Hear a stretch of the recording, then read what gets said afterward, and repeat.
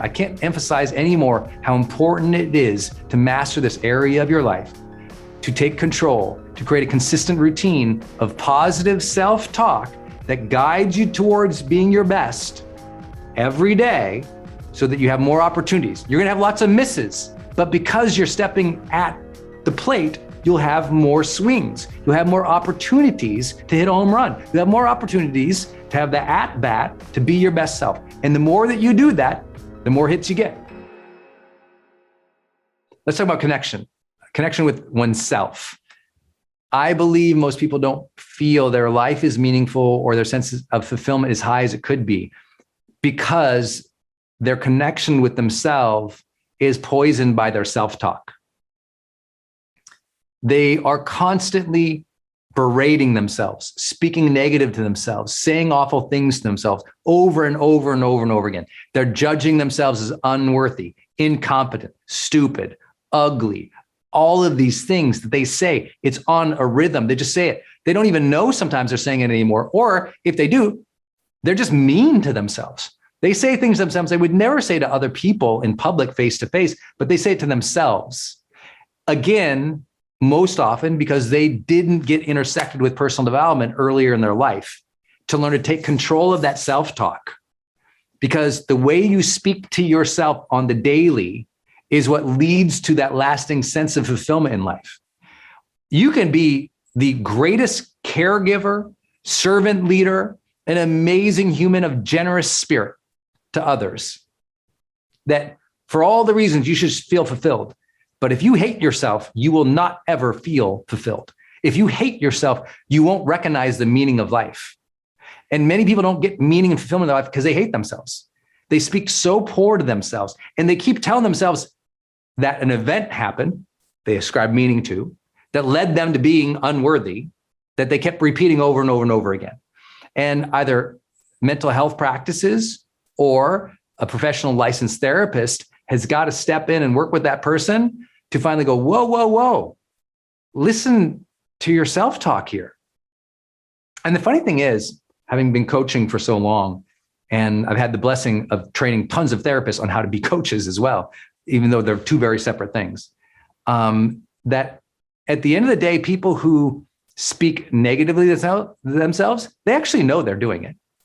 They just haven't decided to stop doing it yet.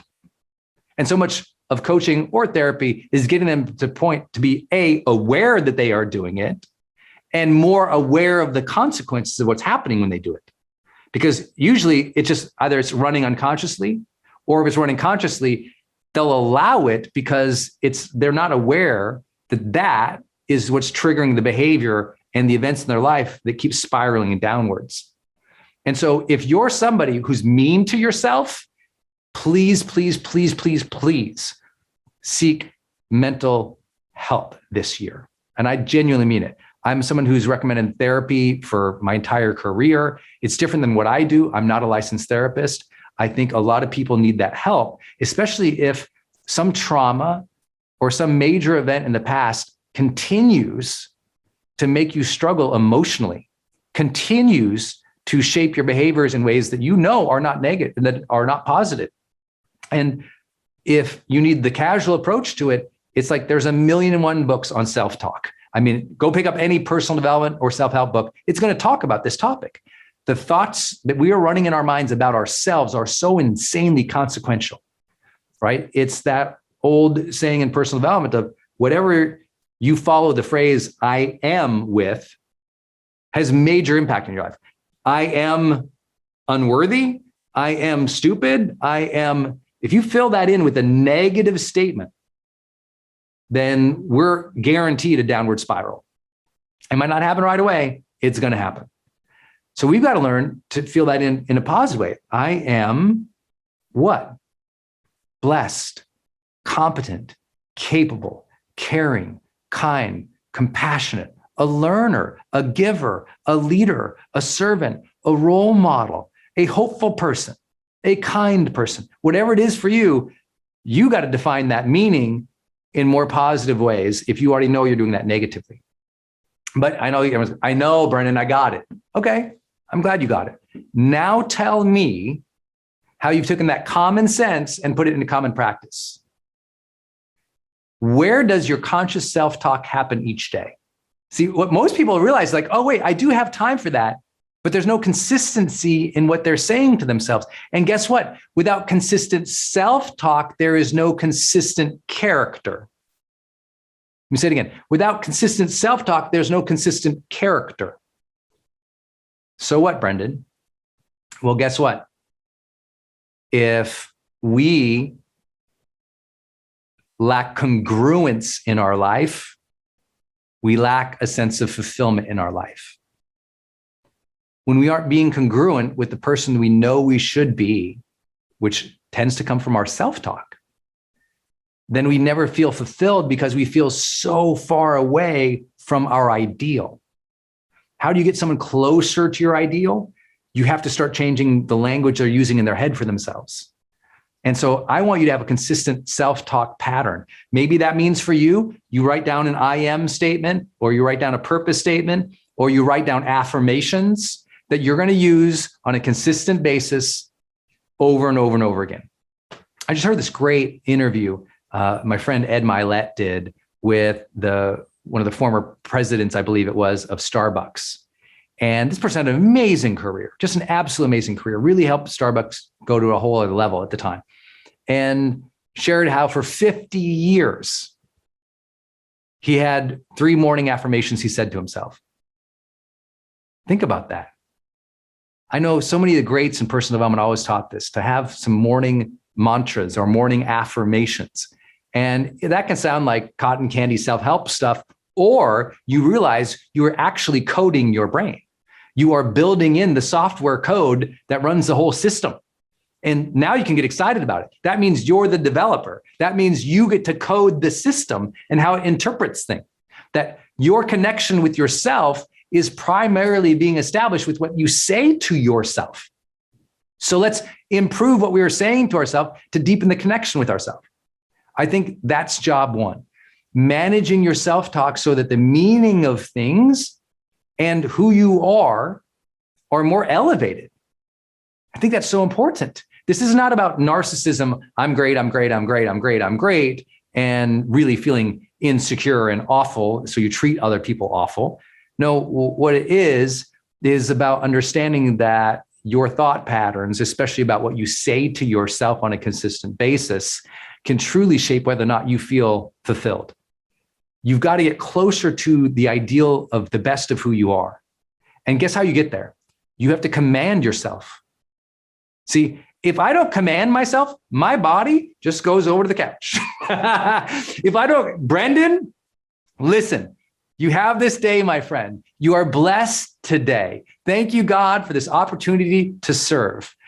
Please grant that I may seek today to live, to love, to matter, to be my best self. Please allow me to serve with excellence today. Please allow me to be a force of love today. Brendon, you got this. Show up, bring the joy, honor the struggle. Let's live today. Let's love today. Let's matter today. Let's go. Simple. Talk to yourself. Cheer yourself on. If I show up consistently as my best self, then I feel congruent with who I know I can be. So I've got to tell myself to do that. You kind of have to boss yourself around a little bit to keep yourself out of the gutter. You kind of have to boss yourself around. And I know that can sound flippant, but it's like so many people don't. They're following an impulsive physical desire, dream, or feeling, and they're disconnected with the part of their mind that can say, hey, let me tell myself what to do here. Not just in the moment, every day. Every day. That self-talk commands you to be congruent with the best of who you are. And the more you are congruent, the more you are fulfilled.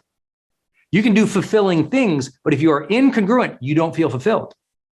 Think about that, because your mind, your body, your spirit knows if you're being congruent, if you are a person of integrity, living the best life. If the further you are away from that, the harder it is to be fulfilled, even if you're doing fulfilling things like serving people. So get your self-talk realigned. I can't emphasize anymore how important it is to master this area of your life, to take control, to create a consistent routine of positive self-talk that guides you towards being your best every day, so that you have more opportunities. You're going to have lots of misses, but because you're stepping at the plate, you'll have more swings. You'll have more opportunities to hit a home run. You'll have more opportunities to have the at bat to be your best self. And the more that you do that, the more hits you get. The more hits you get, the better you feel, the more competent and capable. And so I'm encouraging you all to please, please, please remember this. Say amazing things to yourself. Have an affirmation list. Have a practice. Do it at a certain time, a certain date. In my world, I'm blessed to run with the greatest motivational speakers of our time, and all of them have something they say to themselves backstage before they go out on stage. Do they need to do that? No.